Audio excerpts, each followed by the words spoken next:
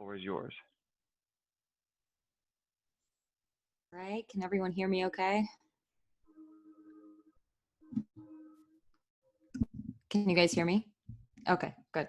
Yeah. All right, so let me share my screen. My name is Chanel. I'm a PGY3 at Zucker Northwell, and I'm here with my co-resident, Amy Park. Hi, guys. Okay. All right, so let's get started. First, I just want to say thank you to PM&R Scholars for hosting this. This is a great opportunity to kind of share our information about our program, so thank you for doing that. We're Zucker School of Medicine at Hofstra Northwell. We're basically part of a medical school on Long Island and part of Hofstra University as well, and part of the Northwell Health system.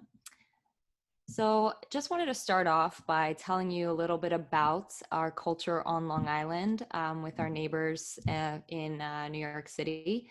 So welcome to Long Island, home to famed beaches, historic mansions. We got award-winning vineyards, beer crafters, eclectic dining, diverse cultures, professional sports, charming towns, and we are home to the King Billy Joel. And close proximity to New York City, but not too close, but we do have our neighbors around. So definitely a staycation area, and it is, New York in general is one of the best places to practice medicine, in my humble opinion. So take it away, Amy. As a native New Yorker, I agree with that statement. Just to go over a few of our residency highlights. So we are a accredited 3-year advanced program. So it's 4 residents per class for 12 total residents. We are not a categorical program, but Northwell does have a prelim medicine year that, to my knowledge, over the past year, they've offered prelim interviews to all of the residents applying for PM&R. So that's like a huge plus. One of our current PGY2s took advantage of that and did his prelim year at Northwell, so he's very familiar with the system. Our other 2 PGY2s also did their prelim years in New York, and then one did hers in Florida. In our year as well, other than Chanel, the other 3 of us did our prelim years in New York, so it was nice to kind of be close to home. In terms of Northwell, we're a big institution all across Long Island, so you'll have multi-site experience, pretty competitive benefits. I don't think we have yet been dethroned as the top paying residency in the country. We do have national academic involvement. Residents are highly encouraged to present posters, research, case presentations at AAPM&R, AAP conferences. There's plenty of research and scholarly opportunities, resident-run journal clubs.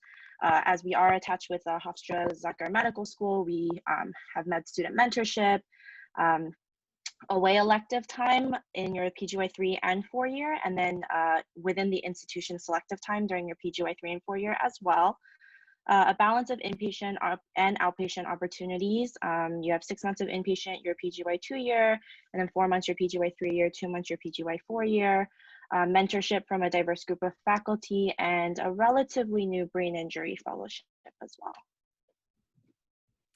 So a little bit about our leadership. So as Dr. Escalon mentioned, they did coming from Mount Sinai. We do have Dr. Adam Stein, who is our PM&R department chair. He specializes in spinal cord medicine, and he's also the current AAP president, which is one of the reasons he challenges us to have national presence and challenges us academically as well. We have a new young program director, Dr. Bradford Landry, who is Mayo trained. He's a pediatric rehab physician and new program director. And then we have Dr. Susan Maltzer, who's very involved on a national level as well, wears many, many hats. She is the vice chair of PM&R, chair of Glen Cove Hospital, which is where we do our inpatient. She's also the cancer rehab director at Northwell Health, and she also somehow finds the time to help us out with admissions at the end of the day. So very involved with her residents. Dr. Sabini is our brain injury fellowship director, and she is the chair at Southside Hospital, where she does trauma consults for brain injury patients. So moving on, this is another extensive list of not all, but many of the attendings that we work with. There's a variety of attendings were all trained in various specialties. So, if you're interested in something, you'll probably find somebody who will take you under their wing and, teach you and guide you and mentor you. I think the main ones are, spinal cord injury, pain, brain injury trained, palliative, cancer, sports medicine. So it's nice to have diverse faculty to teach us and guide us and show us how to take care of our patients. Sorry. So we have multiple rotation sites on Long Island. It's a very big island. So we're kind of spread out, but not too spread out where it's a burden to drive from site to site. Our main inpatient rehab is located at Glen Cove Hospital. So it's actually part of a hospital. It's not a standalone, but it's also part of a kind of a community on Long Island. North Shore University Hospital is a level 1 trauma center. Long Island Jewish Hospital is right nearby. Southside Hospital on the South Shore of Long Island. And we do have Cohen's Children's Hospital where we do rotations for pediatric consults. And to my knowledge, this is the one children's hospital in the New York metropolitan area dedicated just for children. And various outpatient clinics spread out across Long Island. You really get a diverse feel for different populations. North Shore, very different than South Shore. And just you get a feel for, just the different diverse cultures that are spread across Long Island, different communities. We also have a rotation in New York City for EMG, which we just added, and it's been a very good experience so far. And all these rotation sites are within 15 to 30 minutes away from each other. Just to dive a little bit deeper into our inpatient rehab. So like Chanel mentioned, it's a part of Glen Cove Hospital, which is located on the North Shore of Long Island, for those who are not familiar with where Glen Cove is. We're a 75-bed rehab, acute inpatient rehab, probably 75 out of like 120 in the entire hospital. So we do kind of dominate that entire hospital. There are separate units for general rehab, brain injury rehab, and with everything going on in the past few months, we added a new post-COVID unit for patients who continue to have rehabilitation needs. We see a lot of critical illness myopathy, so we have a dedicated unit for those COVID patients. It's definitely multidisciplinary, so we work with our therapists, social workers, nurses, case managers, multidisciplinary rounding and care for the patients. And we almost at all times have students from the Zucker School of Medicine rotating with us. It's actually pretty special that the third-year med students get experience in PM&R quite early on in their medical school career. So it's always nice to have them, get them interested, teach them about, our awesome specialty early on. And so this is a little bit about the different clinical rotations we have throughout our time in residency. I'm not going to, in the interest of time, I'm not going to read it out to you, but just to highlight a few new ones. So again, PGY 2-year, you're doing 6 months of inpatient rehab. So you get a good mix of inpatient and outpatient during your first year there. You're not overwhelmed with clinical duties on the inpatient setting, which is really nice. We added recently a cancer rehab palliative care rotation, and as well as added, we have 2 months of a pediatric rotation now with Dr. Landry doing inpatient consults at Cohen's Children's, and also an outpatient clinic that he's been growing, and opportunities to do P&O with kids. And here's just an idea of our away elective month in PGY 3-year and PGY 4-year, as well as an in-house elective month as well, that you can do at pretty much anything from research to, different specialties. I believe one of our residents did an ethics in medicine rotation at Northwell as well. So our call schedule over the past 2 years, we have an equal inpatient rehab call. It ends up being about Q12. Obviously you're not on call during your elective months, your selective months, and when you're on vacation. This is just to kind of distribute the work a little bit more evenly, and you're definitely guaranteed a post-call day. And we, 2 weeks ago, instated a weekend moonlighting opportunity, just to help out each other and get a little bit extra coverage on the floors, which is nice to make a little extra money. Yes, and to support that, I've done the weekend moonlighting opportunity this year, and it's been really nice because you're the only resident on the weekend, like a Saturday and Sunday, covering to 75 beds. So having a weekend moonlighting resident is not only good for the person on call to distribute the responsibilities, but also a plus for the one moonlighting who gets a little bit of extra cash. So this is just a little bit about our didactics. Obviously, here's a picture of us kind of doing some Zoom stuff. Protected time, half day a week, which is kind of standard across all programs. Inpatient rehab is twice. In inpatient rehabs, we have didactics twice a week. Tuesdays and Thursdays are kind of lunch and learn lectures from therapists coming and telling us a little bit about what they do on the inpatient side. We have presentations from multiple different specialties and guest presenters at Northwell. We have an anatomy course. This year it's a little bit different given the circumstances with dissections. So we have ours via ultrasound currently, and hoping in time getting back to the dissections as well. SAE reviews, we have grand rounds at Zucker School of Medicine once a month, and we also take part in multidisciplinary spine conference at Northwell, which actually it's involved with radiology residents, neurosurgery residents, and us. And actually one of our residents is leading grand rounds tomorrow for them too. So cool opportunities there. Journal clubs, we do narrative medicine with Dr. Stein. He provides us with in-step spinal cord learning module.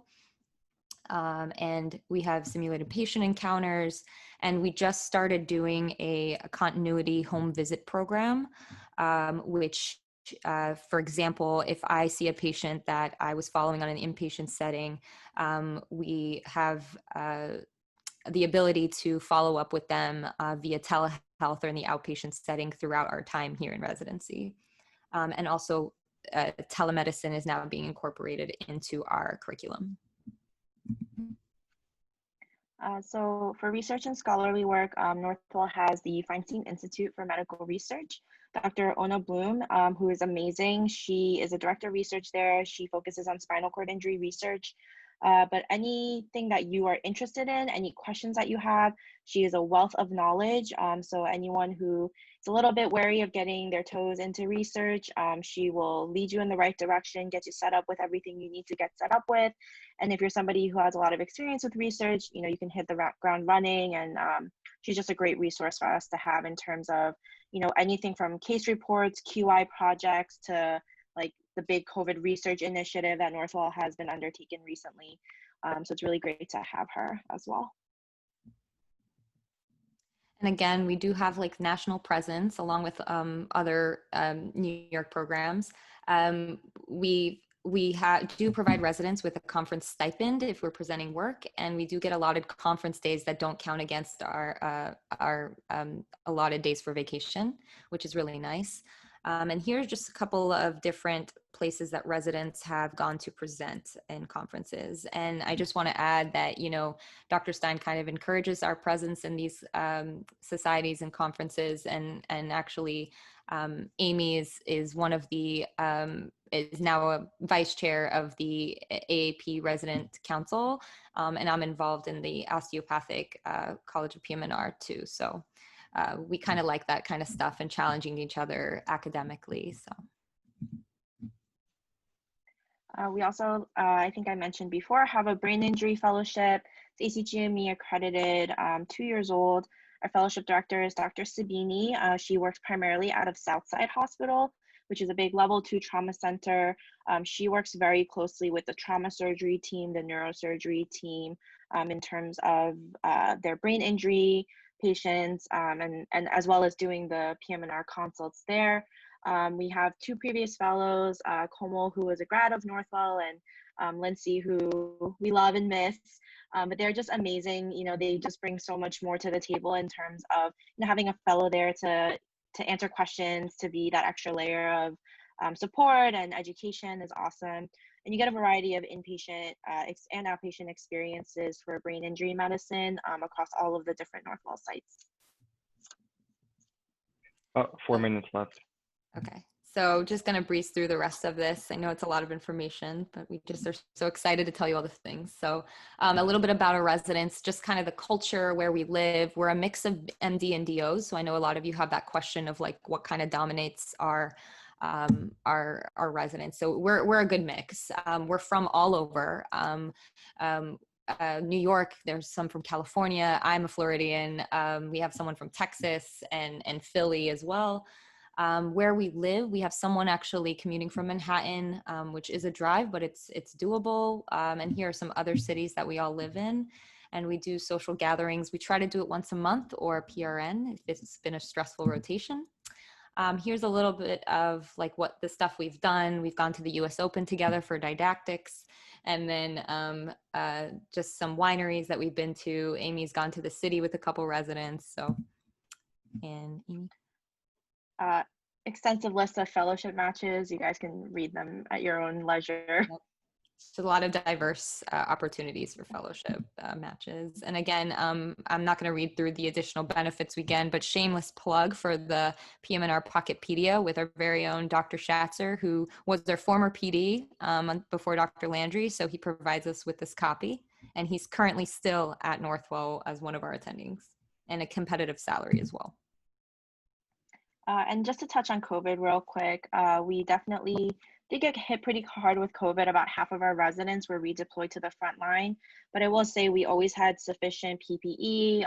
We're never lacking for, N95s, gowns, etc. There was amazing support from the community. We all kind of gained the COVID-19 from all the free pizza and pasta, etc. And then there were weekly departmental meetings just to touch base to make sure everybody was doing okay. Yeah. And of course, if you're ever in the New York or Long Island area, we have some favorite slices where we get some fuel. So I'll leave it open for some questions right now. And if we don't get to your specific question, always feel free to email me or Amy. And this presentation, I'll give them to post as well. So there's one question, what's life like on Long Island? So it's definitely more suburban than the city. We are kind of like, white picket fences, etc. But the city is only like a 30 to 45-minute train ride away, or you can drive out east into like the North Fork and South Fork. So you kind of get a good mix of everything if you don't like the hustle bustle of being in the city all the time. And pre-COVID, a lot of us have different interests. Like Chanel and I have done like workout classes before. We've gone to wineries. I live at home because I've born and raised here. So we've had pool party barbecues. We've gone out to see Broadway shows together. So there's a lot to do. There's a lot to cater to interests. If you like hiking, Bear Mountain's like an hour-and-a-half drive upstate. Because I think, everybody kind of finds different things to do, and we all like to really hang out together, which is one of the things that really drew me about this program, is like that sense of community that we have. And I think we've done a pretty good job of keeping, that feel going. Definitely. Oh, and just one more thing I want to tell you, because I know some of you might have this question. As far as living, most residents live, around the area, but Northwell does provide housing for residents at a subsidized cost, and is very affordable from what I understand, especially living on Long Island. I personally don't, but I'm definitely able to find affordable housing on Long Island as well. The commute to different, sorry, are we out of time? You can go ahead and answer the last question. That's fine. All right. Yeah. So the commute from different sites, again, I haven't commuted more than 30 minutes on a good day. On a bad day, maybe 45 minutes to a site. So, and then as far as the sites in the city, they do reimburse you for a train ride as well. There's a question on community outreach and service opportunities. Are we out of time? No, just go ahead. You can answer this last one too, and then we'll call that. Okay, sorry. Great.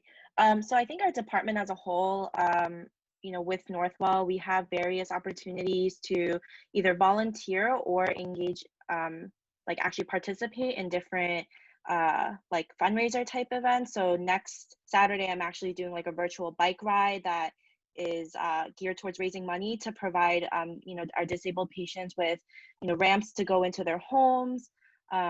One of our residents last year had a really good relationship with an adaptive sports institution out in Brooklyn. So there's definitely, ways to get involved in terms of community outreach and service. And, we always get emails and et cetera on things to get involved with. I think we did have a tent at the New York City Marathon as well to volunteer at. So lots of different types of activities. Awesome. Thank you, Chanel. Thank you, Amy. Thank you guys so much for being here. That was an awesome presentation. And again, for everyone who's still on this call, who has any more questions, their emails are right here. Feel free to reach out to them.